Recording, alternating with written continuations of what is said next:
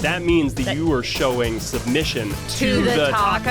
Everybody's at home's like, we get it. Divine is back. The laptop's back. You're on our side now. Who can stop us?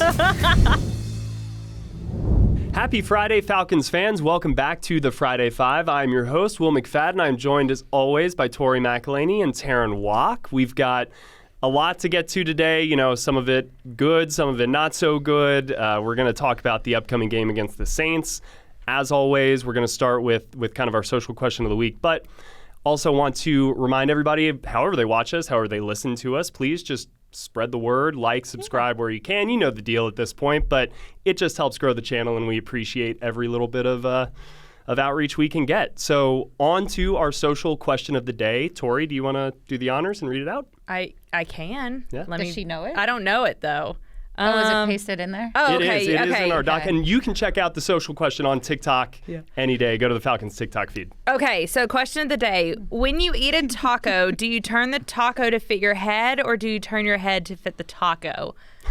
I turn my head to fit the taco. I turn my head to fit the taco. Y'all just are dominated by tacos over here.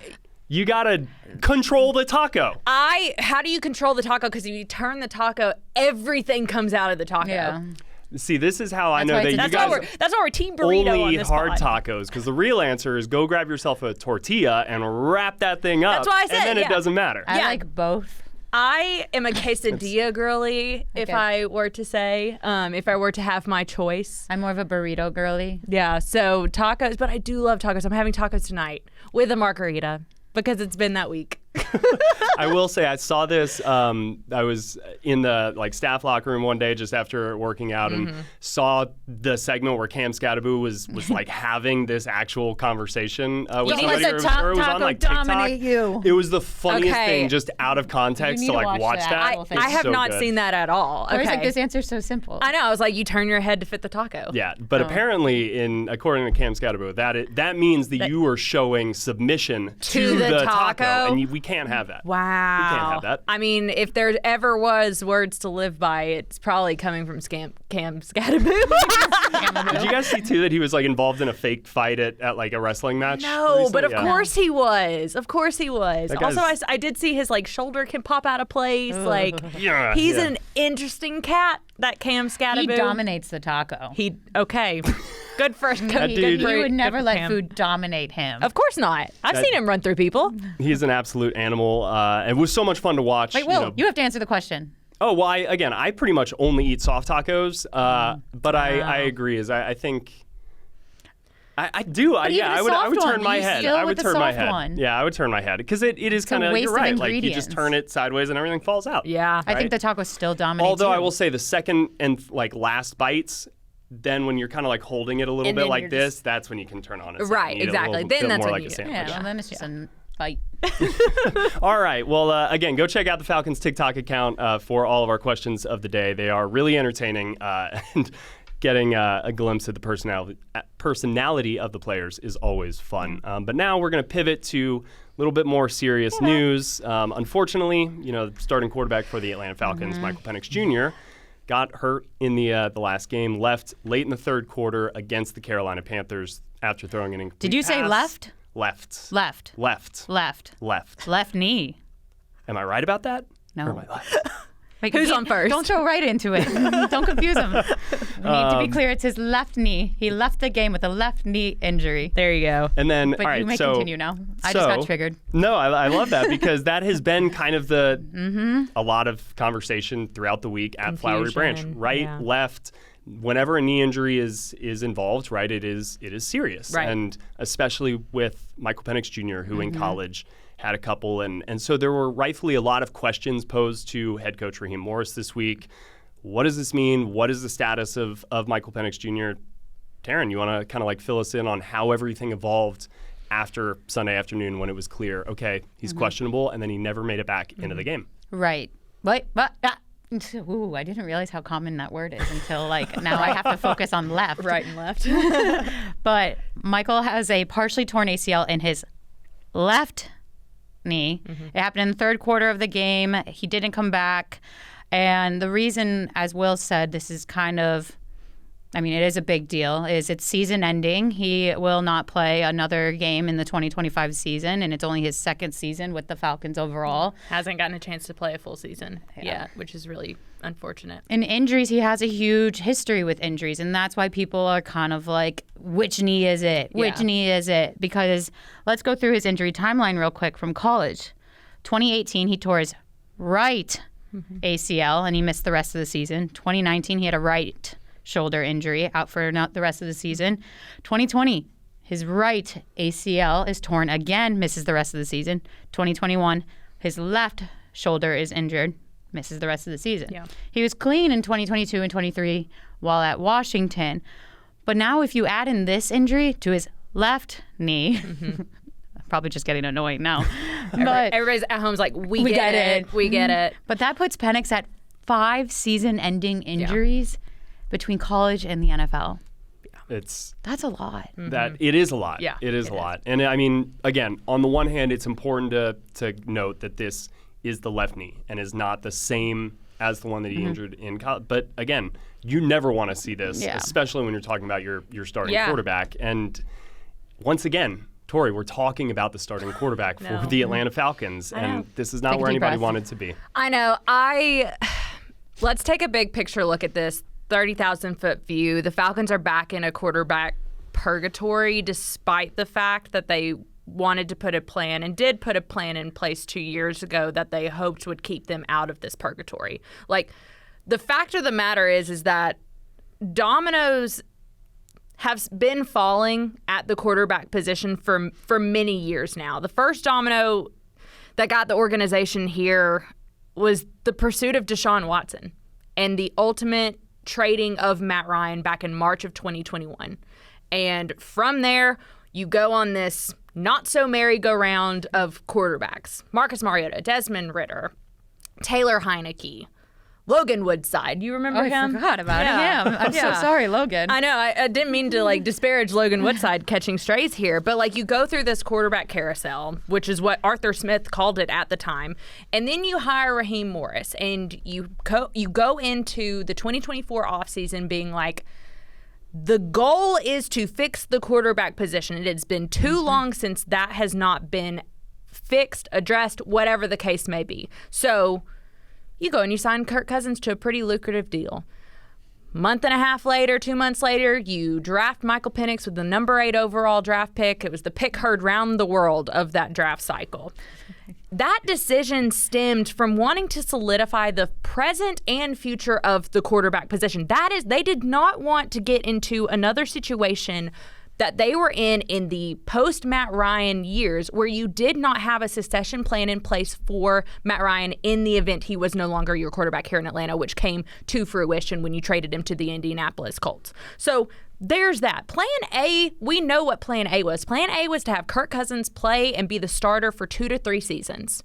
It was to have Michael Penix develop behind him, to learn the ropes, and it was then to get to the point where Michael Penix can easily take over the starting quarterback role. Kirk Cousins can ride off into the sunset, chains ablaze as he enters into potential retirement. You could have said swag surf into the sunset. It was right there for you. I could have, and now that's a missed opportunity. Now I'm beating myself up that I didn't say that. That didn't happen. You had to go to Plan B because we all saw what happened last year. Kirk Cousins had a significant decline in play towards the middle to end of the season. Michael Penix has to come in. Well, now your Plan B is out the window too because Michael Penix is hurt, and we do not know what the timeline is for his return at this point. And this is just speculation.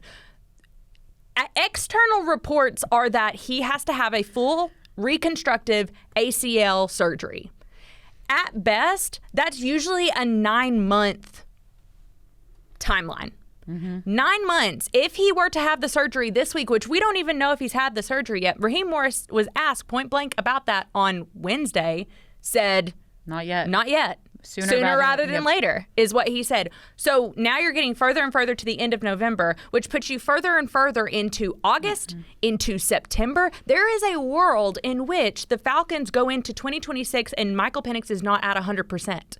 Because it's one thing to be like, we saw it with Kirk Cousins. we've seen it time and time again. It's one thing to have had the surgery and to be cleared medically to be on the field. It's another thing entirely to have missed all that time and be ready to go into an NFL season. As a guy who has not even played a full season of professional football yet. Yeah, it's not just the time, too. Like, the developmental time on the field is crucial for a young player, but just getting back out on the field in some ways, that is step one. Yeah. Right? Yeah. Like, working your way back to another starting point, and then it's building that confidence back up. Like, Michael Penix is somebody who likes to move around in the pocket. He isn't a scrambler, but he steps up and evades pressure and does all of those things. So you have to have those reps, I think, and build that confidence back up in kind of that knee. Yeah. So again, it is not just a this year injury. There are ripple effects, as kind of even Raheem Morris said. Yeah, he said that he was asked point blank, like, does Michael Penix's injury change the way that you approach the offseason at the quarterback position? And he said, yes, it has to. And it does, because you're now looking at not having Michael Penix for potentially all of training camp, potentially the first few weeks, if not months of the season. We don't know yet. There's too much out there about like his recovery and how long it's actually going to take for us to even be able to speculate one way or the other. Regardless, is that you should be concerned about the quarterback position in a time where 2 years ago everybody was told that the future and the present are fixed, you're good to go. And that's no longer that plan. It's TBD whether or not Michael Penix is going to come back from this injury and be the franchise quarterback that the Falcons drafted him to be. I get that. Like, that plan is still out there. Yeah. But now you have to put a pause in that plan, and you have to come up with you have to evolve the plan, because now you have this window of time where who the heck knows who's going to be quarterbacking this team at the beginning of 2026. Which is so difficult when last season and this season it's been a win now mindset. Yeah. That's why you don't have a first-round draft pick. It absolutely, because you can see that they continue to kind of keep pressing and pressing because you do feel like you're right there. And especially when maybe you feel like the missing piece is the most important one down there on the field, you get the kind of urgency to say, if we get that fixed, we like what is around it. Unfortunately, though, that part still just hasn't locked in the way you want it to. So really quickly, because the day that they played Miami and Kirk made his only start of the season, I was a little preoccupied. That was the day my son was born. So what should I expect from a Kirk Cousins-led offense out there really quickly, Tori? I think it's going to be less pushing the ball down the field, obviously. I just don't think that that's Kirk's game. It's Michael's game. It's not Kirk's. I do think that you saw him go under center a lot when he went in for relief for Michael Penix against Carolina last week. So potentially there's more of a wrinkle. It was like the first play. I know. I immediately all of the I could just feel the fan base being like, they went under center. What do you mean? And so anywho, but I do think there's going to be honestly what I need to see from Kirk Cousins in this performance, like, find the easy solutions. Like, don't turn the ball over. Like, just don't mess up. Just make sure the chains are moving. Like, rely on your run game. The Saints have the 21st run defense in the league. Like, you should be able to run the ball in theory. You weren't able to run the ball against Miami, so who knows? I don't know. But that's the thing is, like, don't get in the way of the game. If I'm Kirk Cousins, I'm a part of the game plan. Yes, you have to be. You're the starting quarterback. But I'm not. I want to make sure that I'm not the reason why the team is losing the game. Does that make sense? No, absolutely. Sure. Give him an easier game plan, allow him to manage it, things like that, which he should be able to do at a high level. Again, he is a veteran quarterback who has played a lot and started a lot of football in the NFL. But Drake London has been an easy button for whoever has been Atlanta's quarterback this year. Do we expect to see him out there this weekend, Terrin? It's a big TBD just because it's Drake London, but if Raheem Morris has his way, no. Raheem Morris has said multiple times, Drake London is week to week. He said, I don't want to give you guys an exact timeline for Drake. You know who he is. You know how tough he is. So if it's up to Drake, he'll play. But it's not up to Drake. I mean, even Raheem has said, like, you got to protect Drake from Drake sometimes.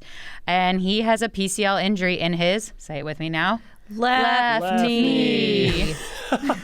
Left knee. I should never be a teacher. Say it with me. And so he's week to week. He didn't practice Wednesday or Thursday. Who knows what will happen on Friday, but I would work under the expectation that he's not playing on Sunday. Yeah. And you know why that's such a kicker is because London is their star receiver. He alone ranks 5th in the NFL overall in receiving yards. He has 60 receptions for 810 yards and 6 touchdowns. The next closest is 47 receptions for Bijan Robinson and Kyle Pitts apiece. And they have 506 and 434 yards respectively. But the big deal of it all, like that's great. But the next best receiver is Darnell Mooney with 16 receptions for 224 yards. And that's not a lot compared to what Drake's doing. And if you take all the receivers, you take Darnell Mooney, you take Casey Washington, you take Kaderil Hodge, you take the former Ray McLeod, they combined for 35 receptions for 447 yards and 0 touchdowns. That's about half of Drake, individual man production. I mean, we kind of knew, if you look at what the Rams have been over like the Sean McVay era a little, it is usually a two-man show. Even last year, when you look at what the Falcons were in their first year with, it was a two-man show. So this is not an offense that spreads the ball around a ton, at least to the wide receiver position. But it feels like this is a year that was set up for them to do that if you were going to look at some of these season-long numbers, because they've been dealing with some injuries to Darnell, to Drake at various points, and they've played through them and stuff. But they just hasn't been the supporting cast that I think you would have expected given some of those injuries. So, Tori, what do you make of all of this? Because like the Falcons have done, I think, they have at least like looked into the areas that were perceived to be maybe weaknesses on the roster and done what they believe are steps to like address those. Wide receiver this offseason, I kind of kept wondering if they were going to add another body or not. They never did. So if Drake is out, like where does that leave them, and what's your confidence level kind of in it? Yeah, so to your first point, like my main question is, did the Falcons make a mistake by not retooling the wide receiver room at different points in 2025? Like, I think there is a case to be made that, they didn't really help themselves out. Like, I don't blame them for not going after a wide receiver in the draft or like early days of free agency at the beginning of the year, because they essentially brought everyone back. Like 3 individuals who had career years last year with Drake London, Darnell Mooney, and Ray McLeod. That's a great point. So I understood. I know we even had a conversation around the draft where it's like, do you use one of your later I wanted to give him Tori Horton in the 4th round so badly. I just kept trying to do it. I know. And I kept kind of being like, I'm not super worried about the wide receiver position at that point. Well, then you go into training camp and Darnell Mooney breaks his collarbone on the first day of training camp, like, which we found out a couple weeks ago when Raheem Morris went on radio and announced that. Like, we had only just ever heard that it was a shoulder. And so, based on like it's a broken collarbone. That's not casual. And it's going to be difficult for him to, even push to get to the point of playing at the beginning of the season based on how bad the break is, how bad the fracture is. But then that's after weeks of time off and months potentially of not catching passes from Michael Penix Jr. Very rarely having even any opportunity in a live game scenario to work on that camaraderie, work on that connection, all of those things. And then after that, also not even after that, simultaneously almost, of Darnell working back. He suffers a hamstring injury, kind of sets him back. Then there's all the Ray McLeod stuff, which I don't even really know what happened there. But at the time of that release, like Darnell Mooney was not at 100%.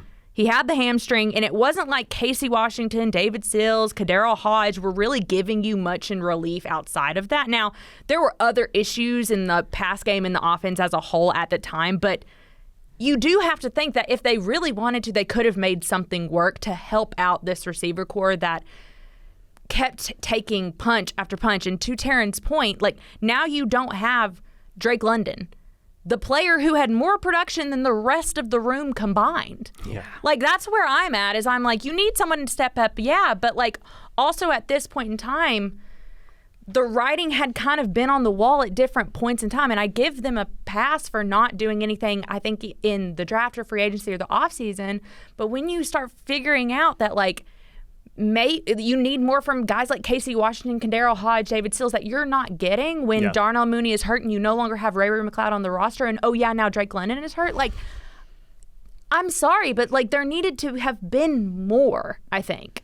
It's fair. I mean, right now it really does feel like a lot of the hopes, at least for the passing game, rest on the connection that Darnell Mooney and Kirk established last year, right? Yep. But even in Kirk's one start against Miami, Darnell had one catch on 4 targets for like 11 yards. It was Kyle Pitts who was kind of his main go-to guy. So I would expect a heavy dose of Bijan in the passing game, Kyle in the passing game, and Darnell as their downfield guy, and then maybe David Sills because it looked like they had a connection going in training camp. But offensively, it's going to be really interesting to see what they come up with and what their main plan of attack is, because you would have to assume New Orleans is going to be pretty ready to sell out to stop the run and make them have to beat them through the air.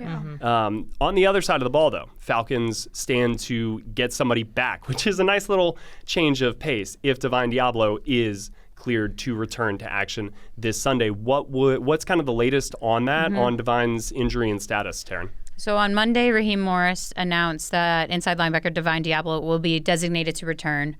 That became official on Wednesday, and a transaction went through. Deablo practiced Wednesday. Was he full? He was limited, and then full on Thursday. Full Thursday. The Falcons now have until Wednesday of week 15 to either activate Deablo or revert him to season-ending injury. It's not impossible that the latter happens. It did to offensive lineman Storm Norton after he had apparent setback in his recovery. He fully practiced, then did not at all, and his window closed, so he's done. And right now, though, there's more optimism when it comes to Deablo. Raheem Morris went as far as to say, assuming everything goes well, he should be back playing, and that's as in this Sunday in New Orleans. And, we saw the impact that Divine was having for this defense early in the year. I think he may still be kind of the newcomer of the year for a lot of guys, if we're not counting the rookie class. Of course. Which, again, we love them. Yeah. But how impactful do you expect Divine Deablo to be kind of coming back? And is this a matchup where you will need him? Yeah, I think it's not a coincidence that Divine Deablo is coming back in a situation where you have a tight end on the other side like Jawan Johnson, who is coming off of his best performance to date, which was 4 catches for 92 yards against Carolina 2 weeks ago. Dang, that's explosive. And I do think that you miss not having Divine Deablo in coverage against some of these type of players. And so I also will say, let's call a spade a spade. Like, the defense was not operating the way it was after it lost Divine Deablo, comparatively speaking to what it was when they had him before the injury. For sure. I think you couple that, of course, with like not having Mike Hughes at corner for the last couple of games. You end up being on your 3rd corner in relief, trying to make up for some of the injuries in the secondary. So yes, coverage production I think drops in the last couple of weeks, but overall I think inserting Divine Deablo back into this roster should, if we're going off of what we saw in the first 6 weeks of the season, should make a difference to what they're doing, both from a coverage standpoint and also getting after the quarterback as well. Yeah. Jesse Bates pointed out something today that I hadn't thought of, and I don't know the exact timeline off the top of my head, but he said, as soon as Divine went out, we started losing. Yeah, he left in the 49ers game. And so Divine Deablo and my laptop. That's what it was. That's what it was. So the combination of those two. We got Divine back and we got my laptop back. There you go. That's what we needed. That's what everybody needed. I'm so upset, though, that we never got to see Tyler Warren and Divine Deablo. I know. That would have been a heck of a matchup. Yeah. And again, you're looking at these 2 overtime games, a close loss. He could have been a difference maker in some of these. Divine intervention, perhaps? I was so ready for that to be a headline. Perhaps it still could be. It was somewhere else. I didn't come up with that on my own. Okay. Well, no thought is an original thought these days. Every movie's a sequel. The Falcons are 3-7. They're very much in a one game at a time mentality. So let's look at this one game ahead of them. Terrin, how do the Falcons and the Saints match up going into their Week 12 matchup? Speaking of one game, only one game determines the series right now between the Saints and the Falcons. Ooh. Fascinating. It's 55-56. Who do you think has the lead? Well, they've split. Is it the Falcons? No. It's the Saints. The Saints have the lead. But we're 1-0 in the playoffs against them. That is true. Yeah, where it matters. But overall in the regular season, it's 55-56 Saints. I feel like it's been like the last 6 years. It just goes back and forth. That's a good rivalry. Yeah, it is. In my opinion, yeah. you know? It's the best rivalry in NFL, I said, Agree. without question. What will be interesting and is interesting is if the Falcons win Sunday, it would mark the first road game either team has won in the series since week 1 of the 2022 season. Dang. That was when the Saints won in Atlanta 27-26. And you know what I realized? That was my first NFL regular season game as a reporter. Nice. Mm-hmm. Yeah. I Memories. covered the winning team in that regard. But here we are a few years later. And now maybe the tides will change in Atlanta, going down to New Orleans. I didn't know where I was going with that. You got there eventually. I did. Divine is back. The laptop's back. Yeah. You're on our side There we now. go. Who can stop us? I mean, this is a big rivalry. It has Yeah. been fun to see on both sides. Like, I wasn't internal for the Saints. I worked for a newspaper, so I Right. didn't get, like, as much of the oomph. I didn't really care as much. Right, yeah. But now being internal, you can feel the rivalry throughout the building.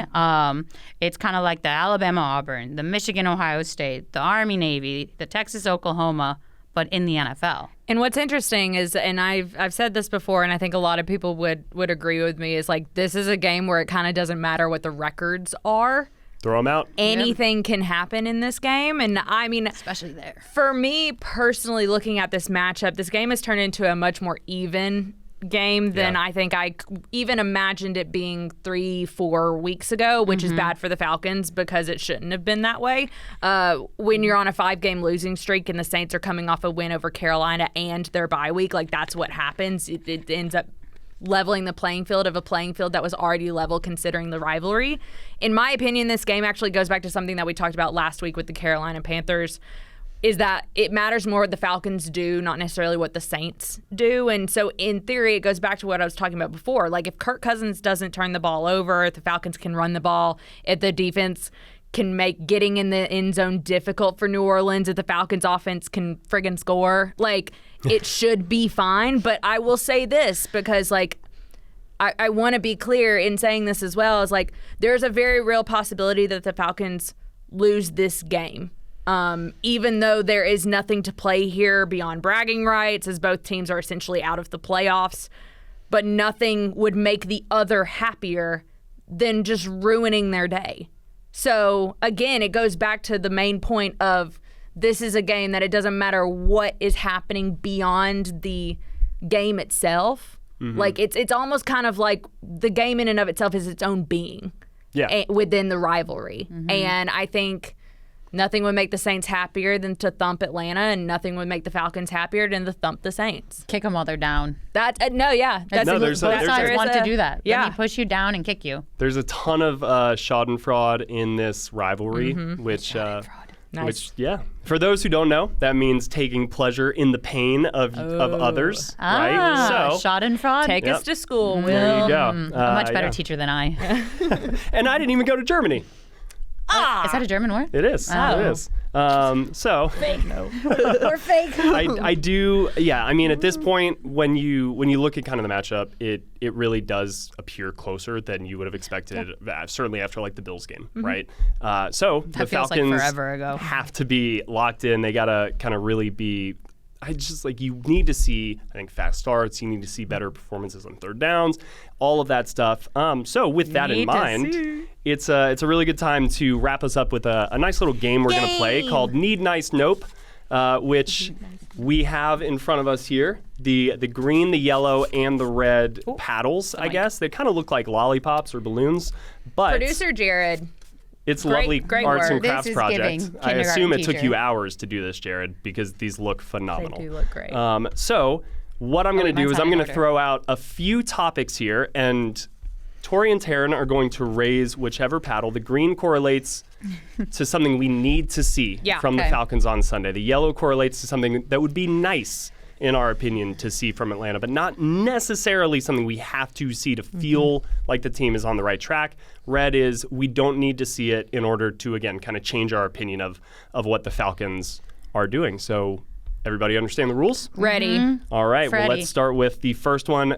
Do we need to see over 40% on third down from this offense? I forgot we weren't just going in order of the entire list. We're being No, we're jumping around. spontaneous. Yellow. All right, so Yellow, this is both a of nice us. to see. Tori, why is it a nice to see? Because, if they're running the ball well on first and second down and not even getting to third down and you don't have that many third down opportunities, like I'm okay if you're not converting them at a necessary clip. But also because I've watched all 107 previously before last week, every single third down appearance, anything better than 20% is good right now. So Okay. that's where I'm Terrin, at. feel the same way?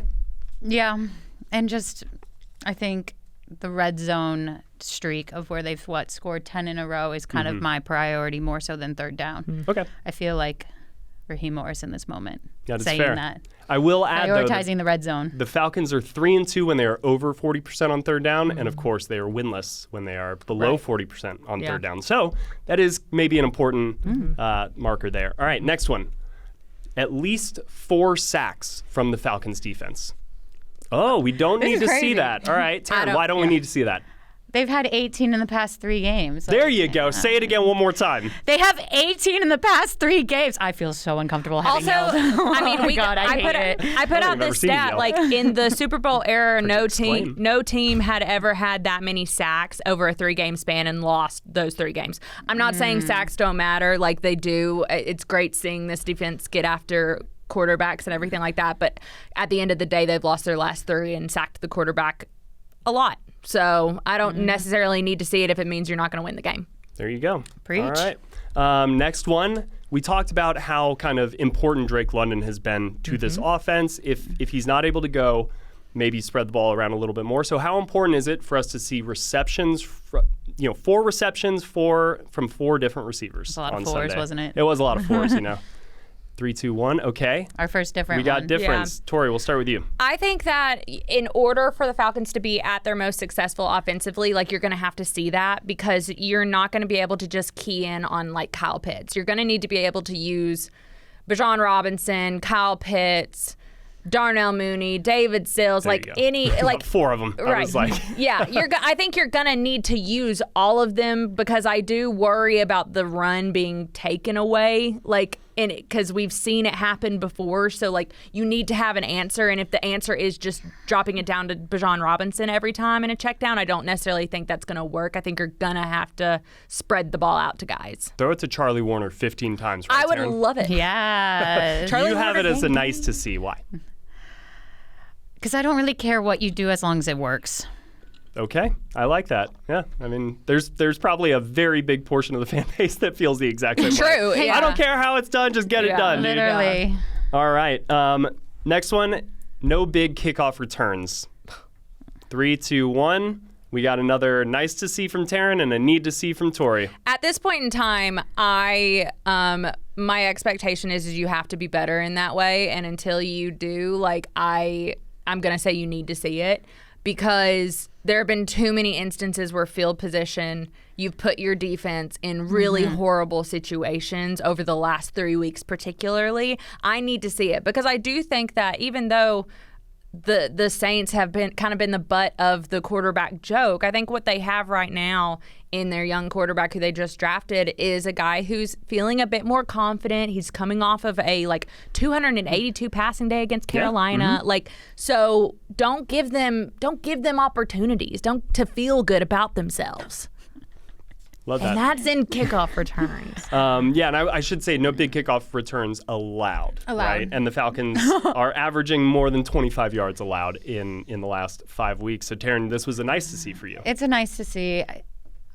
It's the same reason, which is so silly, but I don't care. Just Terrin's figure yellow it in all out. of this. So if I have this game 2 was greens on my list. would you like to see them win? That's when we would get a green from you. Tori Okay. had a really good argument, so I'm fading toward green. Thanks. Okay. It's a I'm fading. A stoplight doesn't go yellow to green, but in my world right now, it might. All right, our final and fifth one here. We like a theme on the Friday Five. Win the time of possession battle. The word "win" is in it though, Terrin. I know. 3, 2, 1. All right, same. We got a trend here. Need to see, nice to see. Terrin, we'll start with you. Same thing. Same, all right. I'm so sorry, but just just do anything. That will make you win the game. You are nothing if not consistent in your responses. Green I have in here, the only green I have, well, I have 2 greens, was win in regulation. Beautiful. And then make every kick. All right. So mine's green because I feel like if you win the time of possession, it means that you're running the ball well. And I think that the Falcons have I don't know what the stats are behind this, but I imagine when they win the time of possession, they are oftentimes in the position at least to win the game. You're right on. They're 3-1 when they're over 30 minutes, 0-6 when they're under. Against the Colts, they gave up 40 minutes of time of possession. And again, what you're seeing is when we talk about run defense, things like that, late in the games, having a lead in the fourth quarter, giving it up, not being able to, like all of those things. Time of possession is a big factor in that because guys get tired, right? Yeah. Everybody's a human being out there. As much as they are world-class athletes, fatigue is real, so time of possession matters. Also, I must work in like absolutes, like a Sith Lord. Because they use like a Sith Lord? Yeah. My mind Only right now, Siths like, work in you joke, absolutes. like, throw it to Charlie Warner 80 times. Do it. Don't care. Do it. Do it. Do it. If All that the makes tight you end only screens. have 15 minutes of time of possession, Cool. fine. As long as there's a W at the end of the day. All right, that's all that matters. Well, we've got we've got a fun 3-7. Yeah. Sorry. I'll let you go, Will. Dubs for days. That's our motto here on the Friday Five. Dubs for our new days. motto that I just made up. But good news for everybody. Our pregame show is out now. Given some of the logistics, travel, all of that stuff, you guys can check it out. There's going to be another one on Sunday as well. So a double dip to try to get a dub. How about that? So please go check that out on the Atlanta Falcons YouTube channel with Derek Rackley and Taylor Vismore. They do amazing stuff.